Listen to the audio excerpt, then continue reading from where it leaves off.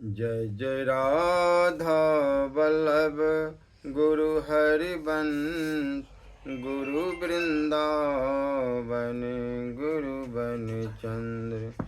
जय जय राधा वल्लभ श्री हरिवंश श्री वृंदावन श्री बन चंद्र। दूसरे की चर्चा विषवत छोड़ो, न स्वयं करो, न कानों से सुनो। निंदा से धर्म नहीं होता, केवल पाप मिलता है।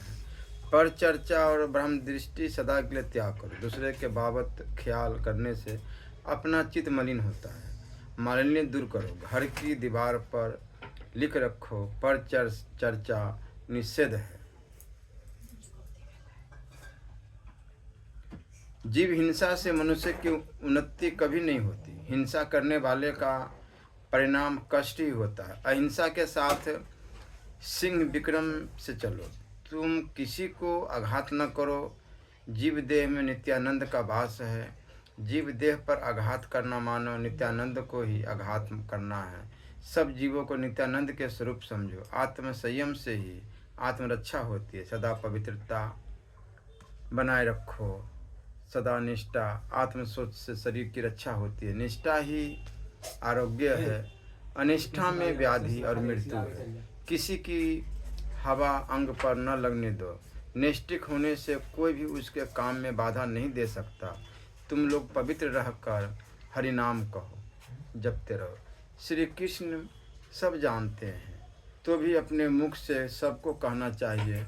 निर्जन में स्थित होकर प्रार्थना और निवेदन करना चाहिए। उनको न जानने से, उनके पास न जाने से वे कुछ नहीं कर सकते। अचल की भांति परे रहते और देखते रहते हैं। सदा हरि प्रेम में मस्त रहो, हरि नाम में रमते रहो। राधा राधा राधे कृष्ण गोविंद हरि शिव शिव श्री राम जय राम। हर समय एक नाम पकड़ लो, नाम जाप करो, अवश्य प्रभु कृपा करेंगे। श्री कृष्ण का मूल बस एक लालसा है। अन्य कोई धन या रत्न देखकर श्री कृष्ण को नहीं पा सकते। जप बल, तप बल, व्रत, अध्ययन आदि किसी वस्तु से उन्हें बस में नहीं किया जा सकता। इसलिए कहता हूँ, प्रेम बना रहे। श्री कृष्ण के लिए सब समान है। जगत को अपना समझो। जगत कृष्ण का है, कृष्ण हमारे हैं, इसलिए उनकी वस्तु अवश्य ही प्रिय होगी। जगत को जगत रूप से मत प्यार करो, जगत को कृष्ण का जानकर प्यार करो। ऐसा करने से हिंसा नहीं होगी, किसी का द्वेष न होगा। क्योंकि जब किसी वस्तु को कोई दूसरे की समझ लेता है, तब उसे कभी अपनी नहीं समझ सकता। चरवाहे अपने मालिक की गौओं को चराते हुए आपस में उन गौओं को अपनी कहकर बतलाया करते हैं। कहते हैं, भाई हमारी गौओं को घेर लाओ, मेरी गौ बीमार है, मेरी गौ के बछड़ा हो, इत्यादि। पर यह सब कहते हुए भी इसका सुख दुख उन्हें कुछ नहीं होता, क्योंकि अपने दिल में वे जानते हैं कि गौएं उनकी नहीं हैं, केवल मुंह से अपनी बतलाते हैं। इसी प्रकार यदि यह बात मन को जच जाए कि यह सब कुछ जो कुछ है श्री कृष्ण का है, तो किसी वस्तु में आसक्ति न होगी। हर समय नाम जप, नाम जप से ही प्रभु को पाया जा सकता है। प्रेम, जितना संसार से प्रेम है उतना प्रभु से प्रेम हो जाए तो फिर कहना ही क्या है। अब आगे चलते हैं। भगवान श्री कृष्ण और भीष्म पितामह की बातचीत हो रही है। श्री जन्मेजय ने पूछा, महामुनि धर्मात्मा महापराक्रमी सत्य प्रत्येक जीवात्मा, धर्म से कभी च्युत न होने वाले महाभाग, संतानुनंदन गंगा कुमार, पुरुष सिंह देवव्रत भीष्म जब वीरशैया पर सो रहे थे और पांडव उनकी सेवा में आकर उपस्थित हो गए थे, उस समय वीर पुरुषों के उस समागम के अवसर पर जबकि उभय पक्ष की संपूर्ण सेनाएं मारी जा चुकी थी, कौन कौन सी बातें हुई यह मुझे बताने की कृपा करें। वैशंपायन जी ने कहा, नरेश्वर, कौरव कुल का भार वहन करने वाले भीष्म जी जब बाणशैया पर सो रहे थे, उस समय वहाँ नारद आदि सिद्ध महर्षि भी पधारे थे। महाभारत युद्ध में जो लोग मरने से बच गए थे वो युधिष्ठिर आदि राजा तथा धृतराष्ट्र, श्री कृष्ण, भीमसेन, अर्जुन, नकुल और सहदेव, ये सभी महामनुष्य पुरुष, पृथ्वी पर गिरे हुए सूर्य के समान प्रतीत होने वाले भरतवंशियों के पितामह गंगानंदन भीष्म जी के पास जाकर बारंबार शोक प्रकट करने लगे। तब दिव्य दृष्टि रखने वाले देवऋषि नारद ने 2 घड़ी तक कुछ सोच विचार कर समस्त पांडवों तथा मरने से बचे हुए अन्य नरेशों को संबोधित करके कहा, भरतनंदन, युधिष्ठिर तथा अन्य भोपालगण, मैं आप लोगों को समयोचित कर्तव्य बता रहा हूँ। आप लोग गंगानंदन भीष्म जी से धर्म और ब्रह्म के विषय में प्रश्न कीजिए, क्योंकि अब ये भगवान सूर्य के समान अस्त होने वाले हैं।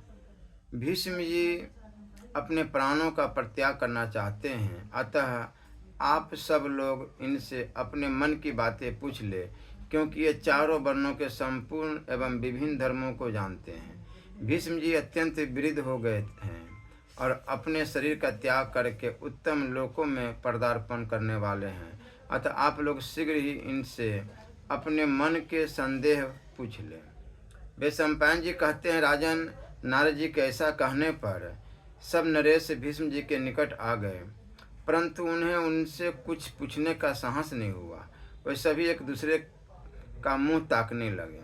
तब पांडुपुत्र युधिष्ठिर ने ऋषिकेश की ओर लक्ष्य करके कहा, दिव्य ज्ञान संपन्न देवकी नंदन भगवान श्री कृष्ण को छोड़कर दूसरा कोई ऐसा नहीं है जो पितामह से प्रश्न कर सके।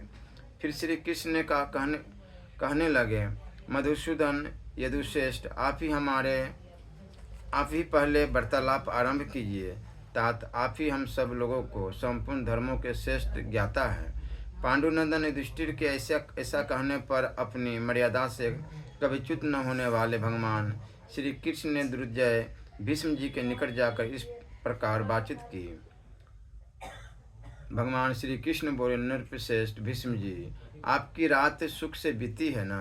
क्या आपको सभी ज्ञातव्य विषयों का स्पष्ट रूप से दर्शन करने वाले निर्मल बुद्धि प्राप्त हो गई? निष्पाप भीष्म, क्या आपके अंतःकरण में सब प्रकार के ज्ञान प्रकाशित हो रहे हैं? आपके हृदय में ग्लानि तो नहीं है? आपका मन व्याकुल तो नहीं हो रहा है?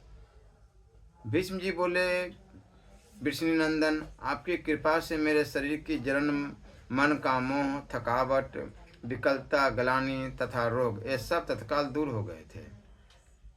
परम तेजस्वी पुरुषोत्तम, अब मैं हाथ पर रखे हुए फल की भांति भूत, भविष्य और वर्तमान तीनों कालों की सभी बातें स्पष्ट रूप से देख रहा हूँ। अच्युत, वेदों में जो धर्म बताए गए हैं तथा वेदांतों उपनिषदों द्वारा जिनको जाना गया है, उन सब धर्मों को मैं आपके वरदान के प्रभाव से प्रत्यक्ष देख रहा हूँ। जनार्दन, श्रेष्ठ पुरुषों ने जिस धर्म का उपदेश किया है वह भी मेरे हृदय में स्फुरित हो रहा है।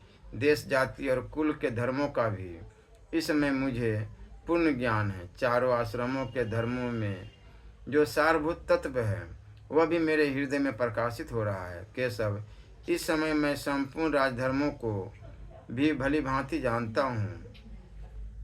जनार्दन, जिस विषय में जो कुछ भी कहने योग्य बात है वह सब मैं कहूँगा। आपकी कृपा से मेरे हृदय में निर्मल मन और कल्याणमय बुद्धि का आवेश हुआ है। जनार्दन, आपके निरंतर चिंतन से मेरी शक्ति इतनी बढ़ गई है कि मैं जवान सा हो गया हूँ। आपके प्रसाद से अब मैं कल्याणकारी उपदेश करने में समर्थ हूँ। माधव, तो भी मैं यह जानना चाहता हूँ कि आप स्वयं ही पांडुपुत्र युधिष्ठिर को कल्याणकारी उपदेश क्यों नहीं देते हैं? इस विषय में आप क्या कहना चाहते हैं, यह शीघ्र बताइए। भगवान श्री कृष्ण ने कहा, कुरुनंदन, आप मुझे ही यश और श्रेय का मूल समझे। संसार में जो कुछ भी सत और असत पदार्थ वे सब मुझसे ही उत्पन्न हुए हैं। चंद्रमा शीतल किरणों संपन्न, यह बात कहने पर जगत में किसको आश्चर्य होगा? अर्थात किसी को नहीं होगा। उसी प्रकार संपूर्ण यश से संपन्न मुझ परमेश्वर के द्वारा कोई भी उत्तम उपदेश प्राप्त हो तो उससे सुनकर कौन आश्चर्य करेगा। महातेजस्वी भीष्म, मुझे इस जगत में आपके महान यश की प्रतिष्ठा करनी है, अतः मैंने अपनी विशाल बुद्धि आपको समर्पित की है। भोपाल, जब तक यह अचला पृथ्वी स्थिर रहेगी तब तक संपूर्ण जगत में आपकी अक्षय कीर्ति विख्यात होती रहेगी। भीष्म, आप पांडु पुत्र युधिष्ठिर के प्रश्न करने पर उसके उत्तर में जो कुछ कहेंगे वह वेद के सिद्धांत की भांति इस भूतल पर मान्य होगा। जो मनुष्य आपके इस उपदेश को प्रमाण मानकर उसे अपने जीवन में उतारेगा वह मृत्यु के बाद सब प्रकार के पुण्यों का फल प्राप्त करेगा। भीष्म, इसलिए मैंने आपको दिव्य बुद्धि प्रदान की है कि जिस किसी प्रकार से भी आपके महान यश का इस भूतल पर विस्तार हो। जगत में जब तक भूतल पर मनुष्य के यश का विस्तार होता रहता है तब तक उसकी परलोक में अचल स्थिति बनी रहती है, यह निश्चय है। भारत नरेश्वर, मरने से बचे हुए भोपाल आपके पास धर्म की जिज्ञासा से बैठे। आप इन सब को धर्म का उपदेश करें। आपकी अवस्था सबसे बड़ी है। आप शास्त्र ज्ञान तथा सदाचार से संपन्न हैं, साथ ही समस्त राजधर्मों तथा अन्य धर्मों के ज्ञान में भी आप कुशल हैं। जन्म से लेकर आज तक किसी ने भी आप में कोई भी दोष पाप नहीं देखा है। सब राजा इस बात को स्वीकार करते हैं कि आप संपूर्ण धर्मों के ज्ञाता हैं। राजन, आप इन राजाओं को उसी प्रकार उत्तम नीति का उपदेश करें जैसे पिता अपने पुत्र को सधर्म की शिक्षा देता है। आपने देवताओं और ऋषियों की सदा उपासना की है, इसलिए आपको अवश्य ही संपूर्ण धर्मों का उपदेश करना चाहिए। मनीषी पुरुषों ने यह धर्म बताया है कि श्रेष्ठ विद्वान पुरुष से जब कुछ पूछा जाए तो उसे उचित है कि वह सुनने की इच्छा वाले लोगों को धर्म का उपदेश दे। प्रभु, जो मनुष्य जानते हुए भी श्रद्धापूर्वक प्रश्न करने वाले को उपदेश नहीं देता उसे अत्यंत दुखदायक दोष की प्राप्ति होती है। अतः भरत से धर्म को जानने की इच्छा वाले अपने पुत्रों और पुत्रों के पूछने पर उन्हें सनातन धर्म का उपदेश करें, क्योंकि आप धर्मशास्त्र के विद्वान हैं। वैशंपायन जी कहते हैं, राजन, श्री कृष्ण की बात सुनकर कुरुकुल का आनंद बढ़ाने वाले महातेजस्वी भीष्म जी ने कहा, गोविंद, आप संपूर्ण भूतों के सनातन आत्मा हैं। आपके प्रसाद से मेरी वाक शक्ति सुहृद है और मन भी स्थिर हो गया है, अतः मैं समस्त धर्मों का प्रवचन करूंगा। धर्मात्मा युधिष्ठिर, मुझसे एक एक करके धर्मों के विषय में प्रश्न करे, इससे मुझे प्रसन्नता होगी और मैं संपूर्ण धर्मों का उपदेश कर सकूंगा। जिन राज ऋषि शिरोमणि धर्मपरायण महात्मा युधिष्ठिर का जन्म होने पर सभी महर्षि हर्ष से खिल उठे थे, वही पांडु पुत्र मुझसे प्रश्न करें। जिनके यश का प्रताप सर्वत्र छा रहा है, उन समस्त धर्माचार्य कौरवों में जिनकी समानता करने वाला कोई नहीं है, वह पांडु पुत्र युधिष्ठिर मुझसे प्रश्न करे। जिनमें धैर्य, इंद्रिय संयम, ब्रह्मचर्य, क्षमा, धर्म, ओज और तेज सदा विद्यमान रहते हैं, वह पांडु पुत्र युधिष्ठिर मुझसे प्रश्न करे। जो संबंधियों, अतिथियों, भृत्यों, शरणागतों का सदा सत्कार पूर्वक विशेष सम्मान करते हैं, वह पांडु पुत्र युधिष्ठिर मुझसे प्रश्न करें। जिनमें सत्य, दान, तप, शूरता, शांति, दक्षता तथा असंभ्रम, स्थिर चित्ता, ये समस्त सद्गुण सदा मौजूद रहते हैं, वे पांडु पुत्र युधिष्ठिर मुझसे प्रश्न करें। जो न तो कामना से, न क्रोध से, न भय से और न किसी स्वार्थ के ही लोभ से अधर्म करते हैं, वे धर्मात्मा पांडु पुत्र युधिष्ठिर मुझसे प्रश्न करें। जिनमें सदा ही सत्य, सदा ही क्षमा और सदा ही ज्ञान की स्थिति है, जो निरंतर अतिथि सत्कार के प्रेमी हैं और सत्पुरुषों को सदा दान देते रहते हैं, वह पांडु पुत्र युधिष्ठिर मुझसे प्रश्न करें। जिन्होंने शास्त्रों के रहस्य का श्रवण किया है, जो सदा ही यज्ञ, स्वाध्याय और धर्म में लगे रहने वाले तथा क्षमाशील है, वह पांडुनंदन युधिष्ठिर मुझसे प्रश्न करे। वासुदेव उवाच। भगवान श्री कृष्ण बोले, प्रजानाथ धर्मराज युधिष्ठिर बहुत लज्जित है। वे सांप के भय से डरे होने के कारण आपके निकट नहीं आ रहे हैं। प्रजापालक भीष्म, ये लोकनाथ युधिष्ठिर जगत का संहार करके सांप के भय से त्रस्त हो उठे हैं, इसलिए आपके निकट नहीं आते। पूजनीय मानवीय गुरुजनों, भक्तों तथा अर्ध आदि के द्वारा सत्कार करने योग्य संबंधियों एवं बंधु बांधवों का बाणों द्वारा भेदन करके भय के मारे आपके पास नहीं आ रहे हैं। भीष्म जी ने कहा, श्री कृष्ण, जैसे दान, अध्ययन और तप ब्राह्मणों का धर्म है, उसी प्रकार समर भूमि में शत्रुओं के शरीर को मार गिराना क्षत्रियों का धर्म है। जो असत्य के मार्ग पर चलने वाले पिता, ताऊ, चाचा, बाबा, भाई, गुरुजन, संबंधी तथा बंधु बांधवों को संग्राम में मार डालता है, उसका वह कार्य धर्म ही है। केशव, जो क्षत्रिय लोभ बस धर्म मर्यादा का उल्लंघन करने वाले पापाचारी गुरुजनों का भी संग्रांगन में बद्ध कर डालता है, वह अवश्य ही धर्म का ज्ञाता है। जो लोभ बस सनातन धर्म मर्यादा की ओर दृष्टिपात नहीं करता, उसे जो क्षत्रिय समर भूमि में मार गिराता है, वह निश्चय ही धर्मज्ञ है। जो क्षत्रिय युद्ध भूमि में रक्त रूपी जल, केश रूपी तृण, हाथी रूपी पर्वत और ध्वज रूपी वृक्षों से युक्त खून की नदी बहा देता है, वह धर्म का ज्ञाता है। संग्राम में शत्रुओं के ललकारने पर क्षत्रिय बंधुओं को सदा ही युद्ध के लिए उद्यत रहना चाहिए। मनु जी ने भी कहा है कि युद्ध क्षत्रिय के लिए धर्म का पोषक, स्वर्ग की प्राप्ति कराने वाला और लोक में यश फैलाने वाला है। श्री वैशंपायन जी कहते हैं, राजन, भीष्म जी के ऐसा कहने पर धर्मपुत्र युधिष्ठिर उनके पास जाकर एक विनीत पुरुष के समान उनकी दृष्टि के सामने खड़े हो गए। फिर उन्होंने भीष्म जी के दोनों चरण पकड़ लिए। तब भीष्म जी ने उन्हें आश्वासन देकर प्रसन्न किया और उनका मस्तक सुनकर कहा, बेटा बैठ जाओ। तत्पश्चात संपूर्ण धनुधरों में श्रेष्ठ गंगानंदन भीष्म जी ने उनसे कहा, तात, मैं इस समय स्वस्थ हूँ, तुम मुझसे निर्भय होकर प्रश्न करो। कुरुश्रेष्ठ, तुम भय न मानो।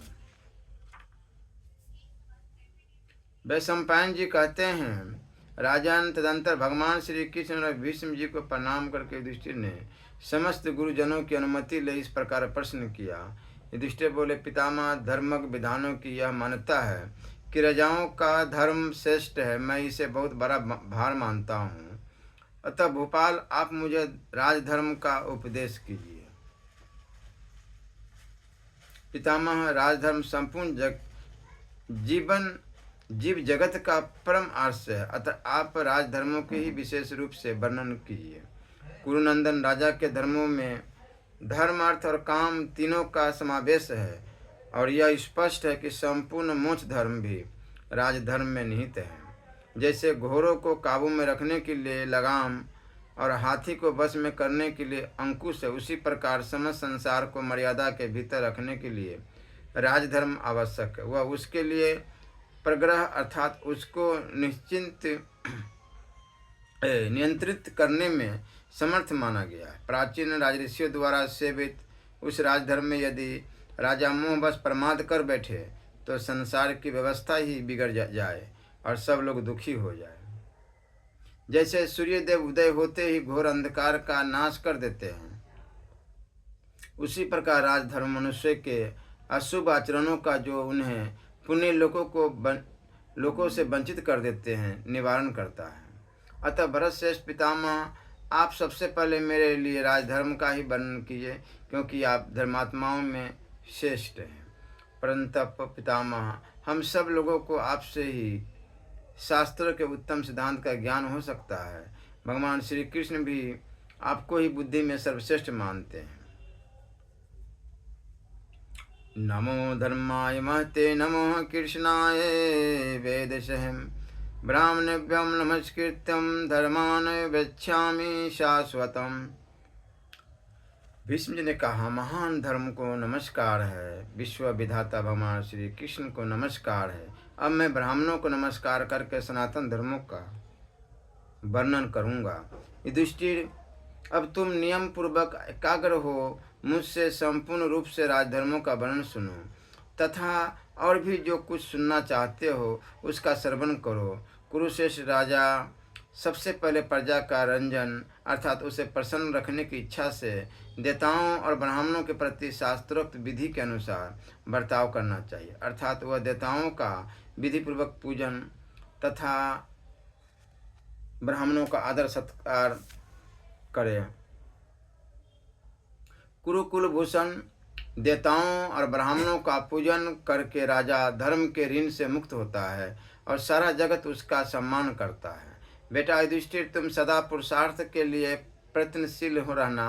पुरुषार्थ के बिना केवल प्रारब्ध राजाओं का प्रयोजन नहीं सिद्ध कर सकता। यद्यपि कार्य की सिद्धि में प्रारब्ध और पुरुषार्थ ये दोनों साधारण कारण माने गए हैं, तथापि मैं पुरुषार्थ को ही प्रधान मानता हूँ। प्रारब्ध तो पहले से ही निश्चिंत बताया गया है। अतः यदि आरंभ किया हुआ कार्य पूरा न हो सके अथवा उसमें बाधा पड़ जाए तो इसके लिए तुम्हें अपने मन में दुख नहीं मानना चाहिए। तुम सदा अपने आपको पुरुषार्थ में ही लगाए रखो, यही राजाओं की सर्वोत्तम नीति है। सत्य के सिवा दूसरी कोई वस्तु राजाओं के लिए सिद्धिकारक नहीं है। सत्य प्राण राजा इहलोक और परलोक में भी सुख पाता है।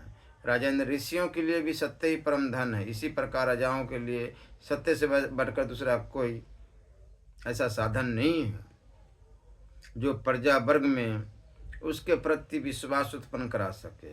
जो राजा गुणवान, शीलवान, मन और इंद्रियों को वश में रखने वाला, लोक कोमल स्वभाव, धर्मपरायण, जितेंद्रिय, देखने में प्रसन्न मुख और बहुत देने वाला, उदार चित्त है, वह कभी राग लक्ष्मी से भ्रष्ट नहीं होता। कुरुनंदन, तुम सभी कार्यों में सरलता एवं कोमलता का अवलंबन करना, परंतु नीति शास्त्र की आलोचना से यह ज्ञात होता है कि अपने छिद्र, अपनी मंत्रणा तथा अपने कार्य कौशल, इन तीन बातों को गुप्त रखने में सरलता का अवलंबन करना उचित नहीं है। जो राजा सदा सब प्रकार से कोमलता पूर्ण बर्ताव करने वाला ही होता है, उसकी आज्ञा का लोग उल्लंघन कर जाते हैं और केवल कठोर बर्ताव करने में सब लोग उद्विग्न हो उठते हैं। अतः तुम आवश्यकता अनुसार कठोरता और कोमलता दोनों का अवलंबन करो। दत्ताओं में श्रेष्ठ बेटा पांडु कुमार युधिष्ठिर, तुम्हें ब्राह्मणों को कभी दंड नहीं देना चाहिए, क्योंकि संसार में ब्राह्मण सर्वश्रेष्ठ प्राणी है। राजेंद्र, कुरुनंदन, महात्मा मनु ने अपने धर्मशास्त्र में भी बताया है, तुम उन दोनों अपने हृदय में धारण करो। अग्नि जल से, क्षत्रिय ब्राह्मण से और लोहा पत्थर से प्रकट हुआ है। इनका तेज अन्य सब स्थानों पर तो अपना प्रभाव दिखाता, परंतु अपने को उत्पन्न करने वाले कारण से टक्कर लेने पर भी स्वयं ही शांत हो जाता है। जब लोहा पत्थर पर चोट करता है, आग जल को नष्ट करने लगती है, क्षत्रिय ब्राह्मण से देश करने लगता है, तब ये तीनों ही दुख उठाते हैं, अर्थात ये दुर्बल हो जाते हैं। महाराज, ऐसा सोचकर तुम्हें ब्राह्मणों का सदा नमस्कार ही करना चाहिए, क्योंकि वही श्रेष्ठ ब्राह्मण पूजित होने वाले, भूतल के ब्रह्म की अर्थात वेद को धारण करने वाले हैं। आय की प्रसंग फिर सुनाएंगे। श्री राधा वल्लभ लाल की।